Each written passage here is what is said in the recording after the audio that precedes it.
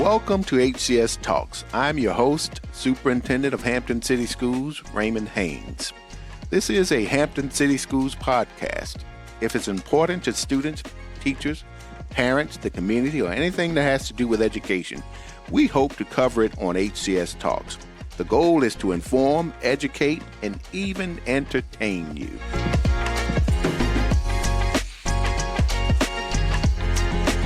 Today, we are going to talk about climate and culture and social emotional learning, as these topics are important, perhaps now more than ever. Making sure we are connecting climate and culture with social emotional learning is essential to academic development, equity, social and emotional development, trauma-informed practices, and restorative approaches. For these reasons, Hampton City Schools' strategic plan has encompassed creating and maintaining a safe and nurturing learning environment for well over a decade. Additionally, we have had an intentional focus on climate and culture and social emotional learning for the past 6 years to support the strategic plan. Additionally, we have had an intentional focus on climate and culture and social emotional learning for the past 6 years to support the strategic plan. Here with me today is Heather Peterson, the Division's Director of Climate and Culture, to talk to us about her work, how these practices are embedded in our teaching and learning, and really how important climate and culture is in our daily lives. So, Ms. Peterson, thank you for joining us on HCS Talks. Before we begin our discussion on climate and culture and social emotional learning, introduce yourself to our listening audience and tell us about yourself. Thanks, Dr. Haynes. So this is my 21st year with Hampton City Schools. My work is very day-to-day. I love it. I'm out in buildings working with students and staff, supporting how we build positive relationships and create that positive teaching and learning environment for both young people and adults that support the ever-important teaching and learning that happens in our division. So are you from this area? So I grew up in Newport News, actually. Went to all of the Newport News public schools, went to George Mason, and then got my master's degree from George Washington. And you've been with Hampton City Schools, you said, for 21 years. Yes, sir. Wow. So, Ms. Peterson, explain to us, what is social emotional learning and what is the difference between climate and culture and social emotional learning, especially because those words get interchanged often? Yes, let's start with climate and culture. Oftentimes, those are the two words that most often get interchanged, but let's break that down. So when we think about climate is the environment, right? So what it feels like on a Monday morning versus what it feels like on a Friday afternoon. Right now, we're in one of those places where the climate's in a space where people are looking forward to, breaks. And so it always ebbs and flows when we think about the climate, right? And then the key piece really is our culture. And when we talk about our culture, it's those values and those beliefs. It's what we really need to tend to, because when we have that strong and positive culture, it lets us weather some of those not so great climate days. Right. And then when we think about layering that social emotional piece on there. So when we think about social emotional learning, what it really is, it's a process. It's a process both for adults and young people when we think about understanding our emotions, managing them, thinking about how they impact others, how we build our relationships, and how we make those caring and responsible decisions. I'm glad you brought up the part about adults as well, because when we talk about this work, it's not just about the young people. We're talking about our staff members as well. So it's critically important that we address it from all facets in terms of social, emotional learning, climate and culture. As we know, when folks enjoy coming to a place where they're employed, more than likely they will stay with us. Absolutely. And when we think about teaching and learning, it's an emotional business. Right. And it's not something that we reach a pinnacle as adults where we don't need to develop that skill anymore. And so again, the greatest thing for us too is that our adults get to model this for our young people. So it's so important that, again, like you said, that we're focusing on this, and it's not a program, it's not an initiative, it's really a process that then supports our climate and culture, because if people have a better command over their social emotional skills, it's going to positively impact that climate and culture. Absolutely. So why does this work matter? Why should this be a priority, or as we say, equally as important as academics? So we talk about a portrait of graduate here in Hampton all of the time. It's what our work is based on when we think about the Academies model, and as we prepare young people to be college, career, and life ready. we talk about the fact that social emotional learning really is the canvas that that portrait sits on. That if young people don't develop those skills, they're not going to be college, career, nor life ready. And I feel like the life ready is really our moral imperative in education to get young people prepared for that. So more than ever with what young people face between social media, where we've been with COVID over the past several years, and just even thinking about mental health in some respects, more than ever, we need to equip them so that they can be great citizens as they step into those next phases of their life. And also while they're with us, right? Adults can't be everything to everyone. So when we equip them to be good peers with one another and build those relationships, again, we're setting them up for success once they leave us to step into the next phase. So we talk about all the skills that they need, and oftentimes when we talk about the portrait of a Hampton graduate, it lends itself to us going beyond young people getting dual enrollment credits or verified credits or whatever they need to walk across the stage. When we came up with this portrait of a Hampton graduate, it talked about what should our young people know, understand, and be able to do. And those characteristics that I outlined, and like you mentioned, the canvas behind all of that is making certain that they are socially and emotionally prepared for life after high school, life in general. And years ago, it was sort of taboo to talk about mental health or mental wellness. And right now, it's imperative that we address it head on and making certain that we put structures and systems in place to ensure young people and adults are taking care of themselves from this aspect. One of the traits that is in the portrait of a Hampton graduate is a positive sense of self. So just talk a little bit about that.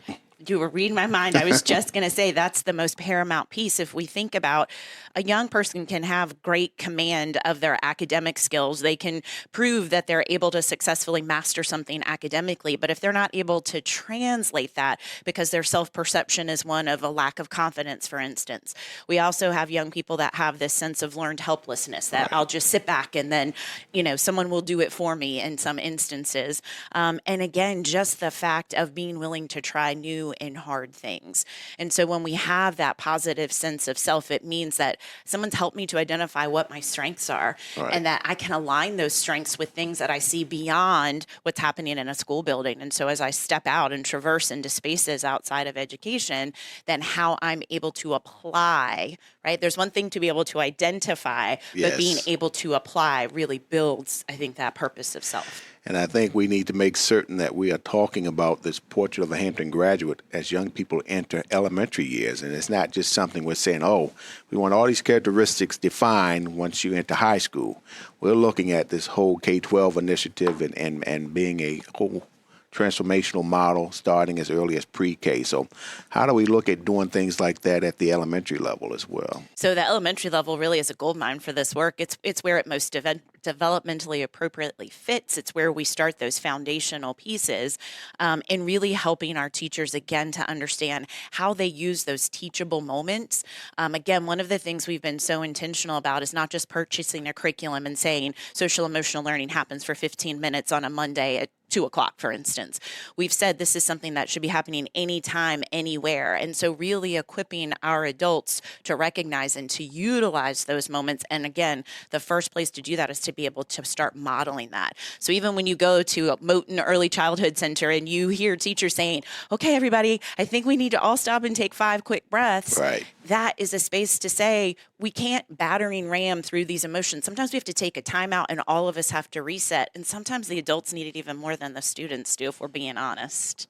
Oh, I agree. And I'm sure that they recognize that as well, and that helps to make certain that we develop a very healthy and nurturing learning environment for our young people and staff. So what intentional types of resources and supports do we have in place for this work? I know you mentioned some things already. If you care to elaborate on some specifics. One of the things I love about the work we do in Hampton is how we support our new teachers. We have a phenomenal induction program that traverses right into teacher leadership, but that ongoing support. So day one, when we have new teachers that step foot in Hampton City Schools, one of the things they immediately hear about is creating a safe and nurturing environment. And then what gets poured into that climate and culture, and then how we provide those supports with social emotional learning. So for the first 3 years, they're intentionally throughout the year getting support that directly relates to the climate and culture they're creating in their classrooms, their own social emotional skills, and then how they build those in young people. And then as they move into teacher leadership, just again growing those skills. So that's one of the ways that we do that. So teacher leadership does not necessarily mean they're looking to aspire to go in an administrative position. So talk a little bit about that as well. So teacher leadership is where we really want to support those teachers who want to stay right in that classroom. But what we know is more than ever, we need those people who are in the trenches to bring voice, to help be part of the leadership of the building, but not necessarily leaving the classroom in order to do that. All right. So other things, other resources and supports? So several years ago, we intentionally created a social emotional learning virtual toolkit for our teachers, which is in its third iteration now. So just quick activities that are pre-developed or videos or things that teachers can easily implement. So that's a standing tool, if you will. And then about once or twice a month, we send out an electronic version of cell tips. Again, quick, easy activities, questions, prompts, things for teachers that they can immediately implement into the classroom. So those are some of the big ones. And then we offer optional professional learning, typically in the summer and sometimes throughout the year, pushing into classrooms, doing, working with collaborative learning teams, sometimes working with school leadership teams. So just figuring the best way that we can permeate this work throughout the buildings. So I know we have climate coaches. Talk a little bit about what they do and the impact they're making. Sure. So each building has a climate coach. Our high schools have 2 climate coaches and some of our larger middle schools. They really are what I like to refer to as disciples or stewards of the work.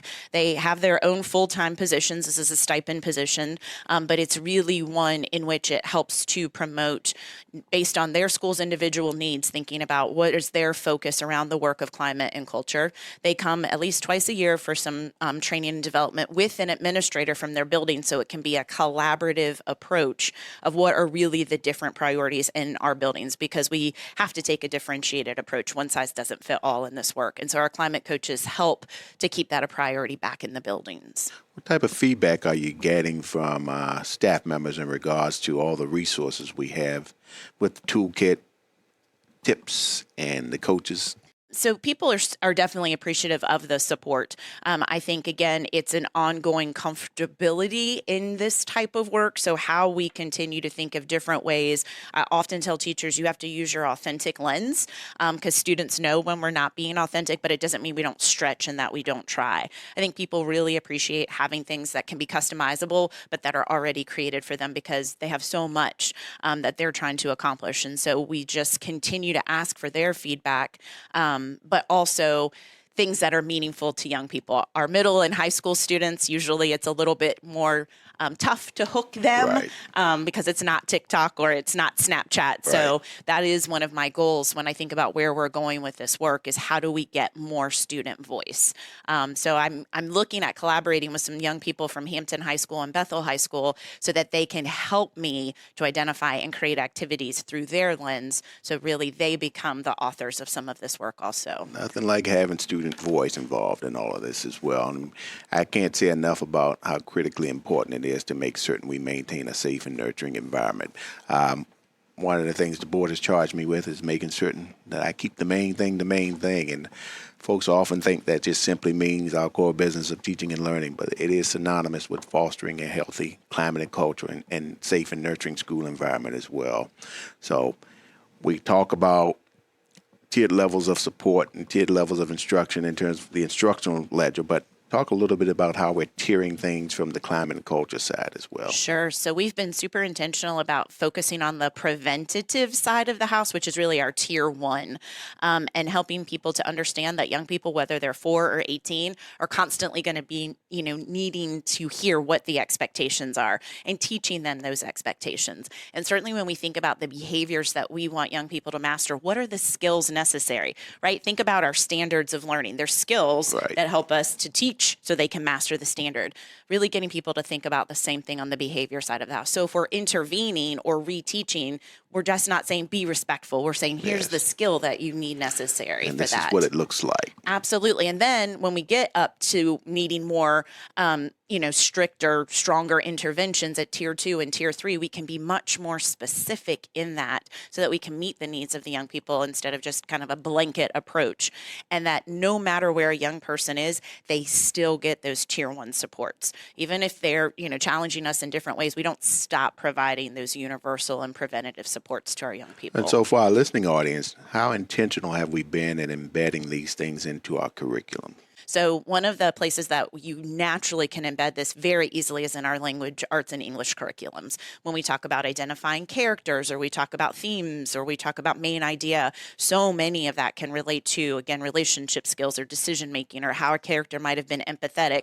And also when we think about our social studies and history curriculum, thinking about walking through history and seeing some, folks who've actually implemented these skills on a daily basis. So those are two great places. And then when we think about our math mindset, right, where so many young people, including myself back in the day, didn't have that positive sense of self when it comes to math. Right. So how we build that. And then even with science, when we think about things like the scientific investigation, those are steps when we even think about managing our skills and emotions. So I would imagine that you're doing a lot of work in collaboration with the curriculum instruction and assessment folks to make certain that we're more deliberate and intentional in delivering opportunities or activities across the curriculum. Yes, I do get opportunities. One of the big areas we've been focusing on too is around that sense of belonging and mattering. And so really working with curriculum folks to talk about how can we intentionally make sure that we're giving young people the opportunity to have more turn and talk, or even when we think about things we do with our project-based learning,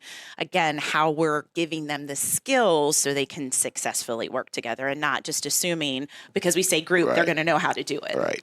And then there's also intentional work with school counselors and things that they have deeply embedded into their curriculum too. So I think it all merges quite nicely, and it shows that we are intentional about this work too. So how has this grown, especially looking at our academies and K-12 instruction? And you spoke a little bit about some of this already. Right. No, I think one of the things that we've been with this word intentionality is that we started this work over 6 years ago. And so when we think about where we started to where we've gone, we had a strategic plan in place for this. We've known that we wanted to go slow to go fast. And more than anything, our messaging has been that this is part of the way we do business. That when we think about climate and culture, it's the plate that everything sits on. Right. And this aspect of social emotional learning is what strengthens our plate. And so as we think about now being the wall-to-wall academies and bringing it down to the elementary level, that foundational piece more than ever, that if we can prepare young people pre-K through 5 to do that self-management and understanding piece, to do that career exploration and, again, that community exploration, that's just going to help them make even more informed decisions as they get to middle and high school and what they think, again, knowing what they do well and where they want to go, how they can make the best choices when it comes to some of their future opportunities. So where would you like to see this work go? The future of climate and culture and social emotional learning. I think that I would, as I mentioned earlier, I think my number one priority is more student voice. We do a student survey where we get student perception for sure, but my best experiences over the past 2 years have been when I go out with young people and do focus groups and allow their voice to really put some definition behind the work that we need to do. How do you connect with an adult in your building? What does it mean to matter and to belong? And just hearing from them, and then how do we grow this work with them is really what I want to see the future of this work to be. So where they're actually doing more peer mentoring and where they're taking the reins around some of this work. So I know that you do a lot of work in collaboration with, like I mentioned, the school counselors and the school social workers and teachers and administrators. One of the things I know we're working towards is making certain we have some systems and structures around restorative practices or restorative justice. And I know I should not be using justice and practice synonymously because there is a difference. So can you speak a little bit about what the next steps are in this work as well? So when we talk about all this work we've done around social emotional learning strong practices really help us to have both a trauma-informed environment as well as a more restorative environment. And again, restoration allows us to repair harm to the community. Certainly, we're not saying young people don't need consequences when poor choices are made. However, what we find is removal doesn't change behavior when they re-enter. And so when we have a restorative space, it can be something as simple as at an elementary elementary school, people didn't get along on the playground. And so we come back and we have a conversation. How can we prevent that from happening again? And then, as we get deeper into some other issues, what we're really saying is, you've caused harm, but what do we need to make this better? Right. And so how we equip young people to be able to start to identify and have those conversations, and how we shift the culture in our buildings so that staff are supporting young people to help them execute and change behaviors, as opposed to just focusing on what might be those consequences. And I'm glad you mentioned you have to shift some mindsets in regards to what the administrators are doing in their work as well, because I've always seen when young people make poor choices, the goal is to change or correct the behavior. So oftentimes you have to have a more restorative mindset in doing this work as well. So looking forward to that collaboration and what it will look like for Hampton City Schools, because, we're all about making certain we have systems and structures put in place. So regardless of who comes in, they're able to pick up that playbook and execute it accordingly. And we know we'll make some different adjustments as time goes along, and then as we get more informed about best practices around that work too. Absolutely. And one of the things I love about Hampton is we have people who are doing this work, right? And so how we take those best practices and we spread them across our division. So, and I know Dr. Gaynor will get on me if I keep using justice and practice interchangeably. So care to speak to a little bit about that?